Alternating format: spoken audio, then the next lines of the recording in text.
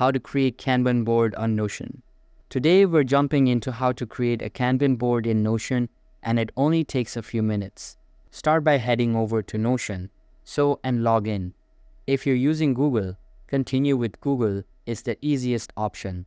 Once you're in, either open an existing page or create a new one by clicking +Add Page in the sidebar. Inside your page, hit the / key and type Board View. You'll see an option called Board Inline or Board Full Page. Choose whichever fits your setup.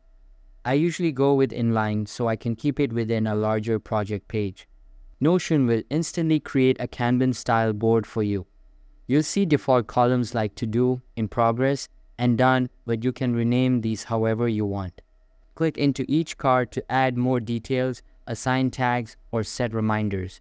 You can also drag and drop cards between columns as tasks move forward.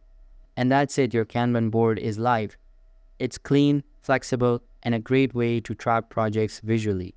Play around with it, make it yours, and streamline your workflow. Thanks for watching, and if this helped, don't forget to like and subscribe. See you in the next one.